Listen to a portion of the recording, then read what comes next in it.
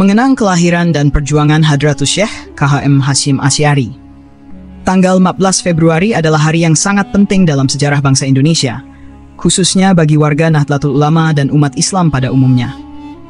Pada hari inilah, tepatnya 14 Februari 1871 Masehi, yang bertepatan dengan hari Selasa Kliwon, 24 Zulkadah 1287 Hijriah, lahirlah seorang ulama besar yang kelak menjadi pilar utama Islam di Nusantara, Hadratus Syekh Muhammad Hasyim Asy'ari.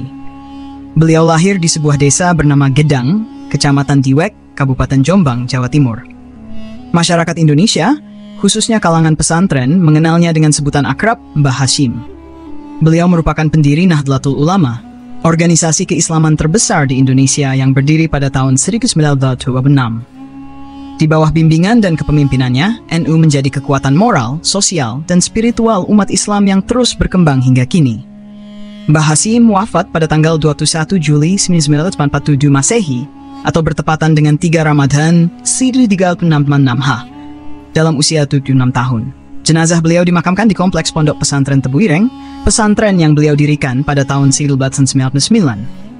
Hingga hari ini, makam beliau tidak pernah sepi dari peziarah yang datang dari berbagai penjuru Nusantara untuk mengirim doa, mencari keberkahan, serta mengenang jasa-jasa sang ulama besar. Mbah Hasyim bukan hanya dikenal sebagai pendiri NU, namun juga sebagai tokoh sentral dalam dinamika keilmuan, pergerakan dan perjuangan kemerdekaan Indonesia. Ia adalah seorang kiai, pemikir, pendidik, dan sekaligus pejuang. Ia adalah ayah dari KH Wahid Hasyim, Menteri Agama pertama Republik Indonesia yang juga tokoh pembaruan dalam dunia pendidikan Islam. Lebih jauh lagi, Mbah Hasyim adalah kakek dari KH Abdurrahman Wahid Tur, Presiden keempat Republik Indonesia, yang dikenal sebagai tokoh pluralisme dan demokrasi. Dalam kehidupan pribadinya, Mbah Hasyim menjalin hubungan keluarga dengan sejumlah ulama besar lainnya. Ia merupakan besan dari KH Bisri Syansuri, salah satu tokoh penting dalam sejarah NU yang mendirikan Pondok Pesantren Denanyar, juga di Jombang. Hubungan ini mencerminkan bagaimana jaringan keulamaan pada masa itu saling bersinergi dalam dakwah dan perjuangan. Pesantren Tebuireng yang beliau dirikan menjadi pusat pendidikan Islam modern yang melahirkan ribuan kader ulama dan pejuang. Dari pesantren inilah kemudian muncul banyak pesantren besar lainnya di seluruh penjuru Jawa dan Sumatera. Para pengasuh pesantren-pesantren tersebut pada umumnya pernah menjadi murid langsung dari Mbah Hasyim atau merupakan murid dari muridnya, sebuah silsilah keilmuan yang kuat dan terjaga. Salah satu warisan terbesarnya adalah komitmen beliau terhadap kemerdekaan Indonesia. Mbah Hasyim tidak hanya mengajarkan kitab-kitab klasik, kutub al-Turats di pesantren, namun juga mengajarkan semangat cinta tanah air sebagai bagian dari keimanan. Beliau mengeluarkan fatwa bahwa melawan penjajah adalah fardlu ain, wajib individu, bagi setiap muslim yang mampu. Fatwa ini menjadi dasar moral dan spiritual bagi perlawanan rakyat terhadap penjajah, khususnya pada masa revolusi fisik pasca proklamasi kemerdekaan. Salah satu momen paling bersejarah adalah pada tanggal 22 Oktober 1945. Saat itu, Mbah Hasyim bersama para ulama NU mengeluarkan resolusi jihad yang berisi fatwa bahwa membela tanah air dari agresi penjajah adalah kewajiban agama. Fatwa ini menjadi landasan semangat perjuangan rakyat Surabaya dalam pertempuran 10 November 1945 yang kemudian diperingati sebagai Hari Pahlawan. Fatwa itu menyatakan bahwa setiap orang mukallaf, dewasa dan berakal yang berada dalam radius sekitar 88 km dari lokasi pertempuran wajib turun berjuang melawan penjajah. Semangat jihad ini bukan semata karena dorongan nasionalisme, tetapi lebih dari itu, ia adalah bagian dari keyakinan iman yang mendorong umat Islam untuk membela kemerdekaan sebagai anugerah Tuhan yang harus dijaga. Peristiwa heroik ini diangkat dalam film Sang Kiai yang diproduksi oleh Rapi Films dan dirilis pada tahun 2013. Film ini menggambarkan sosok Mbah Hasyim sebagai ulama yang tegas, lembut, dan penuh kasih terhadap santri, namun juga kokoh dalam memegang prinsip saat menghadapi kolonialisme. Atas segala jasa dan perjuangannya, pemerintah Indonesia secara resmi menetapkan Hadratus Syekh KHM Hasyim Asy'ari sebagai pahlawan nasional. Penetapan ini bukan semata karena posisi beliau sebagai tokoh keagamaan, tetapi karena kontribusinya yang luar biasa dalam memperjuangkan kemerdekaan, mencerdaskan umat, dan membangun bangsa dari akar rumput. Hingga kini, ajaran dan perjuangan beliau terus hidup melalui jutaan santri, ulama, dan masyarakat yang melanjutkan cita-cita beliau dalam mengokohkan Islam rahmatan lil alamin di bumi Indonesia.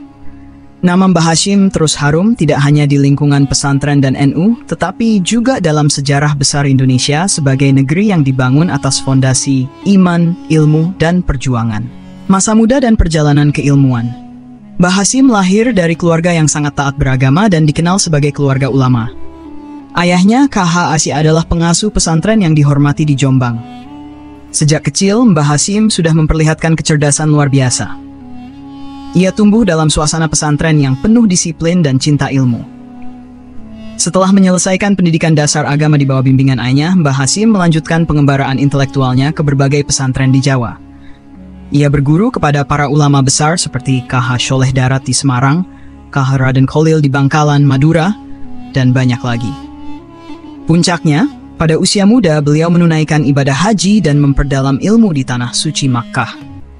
Di sana, ia belajar langsung dari para ulama besar seperti Syekh Ahmad Khatib Al-Minangkabawi, ulama Nusantara yang saat itu menjadi imam dan guru besar di Masjidil Haram.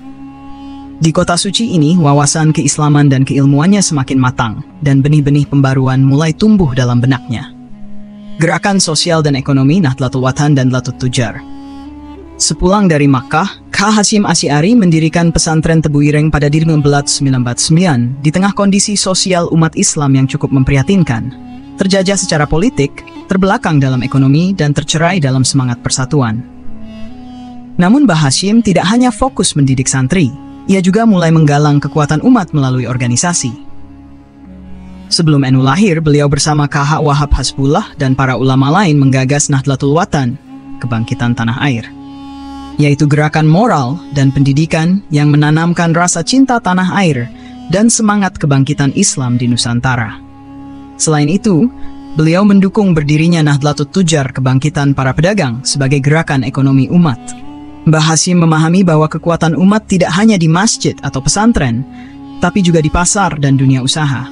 Inilah bukti bahwa beliau adalah tokoh yang punya visi jauh ke depan, menggabungkan kekuatan spiritual, intelektual, dan ekonomi.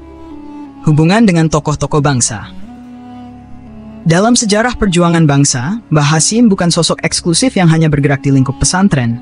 Beliau juga aktif berdialog dengan berbagai tokoh nasional, baik dari kalangan Islam maupun nasionalis sekuler. Beliau punya kedekatan dengan tokoh-tokoh seperti Bung Karno, Bung Hatta, dan para perintis kemerdekaan lainnya. Dalam berbagai kesempatan, Mbah Hashim menegaskan bahwa perjuangan melawan penjajah adalah jihad, bukan hanya dalam pengertian spiritual, tapi juga pengorbanan fisik, nyawa, dan harta demi kemerdekaan umat dan bangsa. Khusus dengan Bung Karno, hubungan beliau sangat erat. Bung Karno menghormati Mbah Hashim sebagai guru bangsa. Bahkan, saat merumuskan dasar negara, peran ulama-ulama NU yang dipimpin Mbah Hashim ikut mempengaruhi kelahiran Pancasila. Semangat hubul watan minal iman, cinta tanah air bagian dari iman, yang beliau gaungkan menjadi jembatan antara Islam dan nasionalisme. Kutipan dan warisan pemikiran. Salah satu kutipan populer dari Mbah Hashim yang hingga kini terus digaungkan adalah, "Cinta tanah air adalah bagian dari iman."